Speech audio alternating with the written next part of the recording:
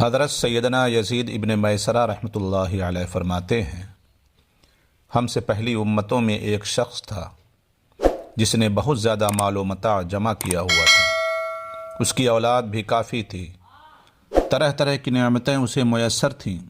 کثیر مال جمع ہونے کے باوجود وہ انتہائی کنجوس تھا۔ اللہ پاک کی راہ میں کچھ بھی خرچ نہ کرتا، ہر وقت اسی کوشش میں رہتا کہ کسی طرح میری دولت میں اضافہ ہو جائے۔ جب وہ بہت زیادہ مال جمع کر چکا تو اپنے آپ سے کہنے لگا، اب تو میں خوب عیش و عشرت کی زندگی گزاروں گا۔ چنانچہ وہ اپنے اہل و عیال کے ساتھ خوب عیش و عشرت سے رہنے لگا۔ بہت سے خدام ہر وقت ہاتھ باندھے اس کے حکم کے منتظر رہتے۔ الغرض وہ ان دنیاوی آسائشوں میں ایسا مگن ہوا کہ اپنی موت کو بالکل بھول گیا۔ ایک دن ملک الموت حضرت سیدنا اسرائیل علیہ السلام ایک فقیر کی صورت میں اس کے گھر آئے اور دروازہ کھٹکھٹایا۔ غلام فوراً دروازے کی طرف دوڑے اور جیسے ہی دروازہ کھولا تو سامنے ایک فقیر کو پایا۔ اس سے پوچھا، تو یہاں کس لیے آیا ہے؟ ملک الموت نے جواب دیا، جاؤ اپنے مالک کو باہر بھیجو، مجھے اسی سے کام ہے۔ خادموں نے جھوٹ بولتے ہوئے کہا، وہ تو تیرے ہی جیسے کسی فقیر کی مدد کرنے باہر گئے ہیں۔ حضرت ملک الموت یہ سن کر وہاں سے چلے گئے۔ کچھ دیر بعد دوبارہ آئے اور دروازہ کھٹکھٹایا۔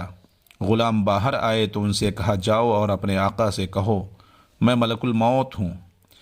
جب اس مالدار شخص نے یہ بات سنی تو بہت خوف زدہ ہوا اور اپنے غلاموں سے کہا، جاؤ اور ان سے بہت نرمی سے گفتگو کرو۔ خدام باہر آئے اور حضرت ملک الموت علیہ السلام سے کہنے لگے، آپ ہمارے آقا کے بدلے کسی اور کی روح قبض کر لیں اور اسے چھوڑ دیں، اللہ پاک آپ کو برکتیں عطا فرمائے۔ حضرت ملک الموت نے فرمایا، ایسا ہرگز نہیں ہو سکتا۔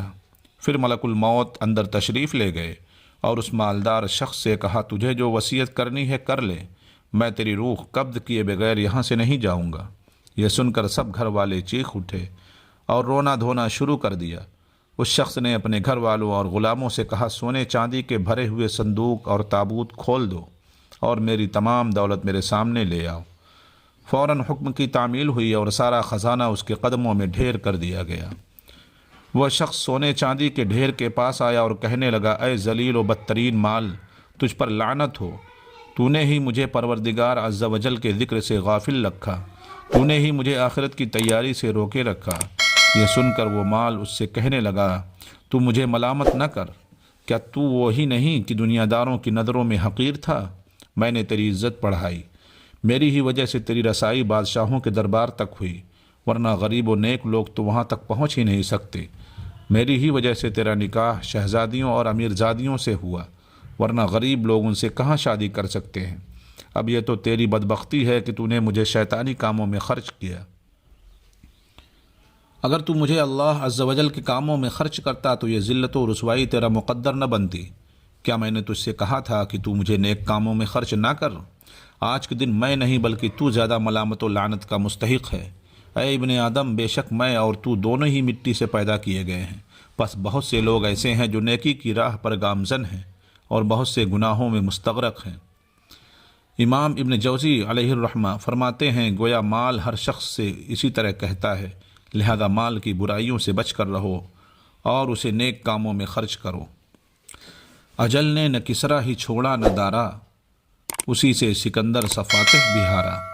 ہر ایک لے کے کیا کیا نہ حسرت سدھارا، پڑا رہ گیا سب یوں ہی ٹھاٹ سارا۔ جگہ جی لگانے کی دنیا نہیں ہے، یہ عبرت کی جا ہے تماشا نہیں ہے۔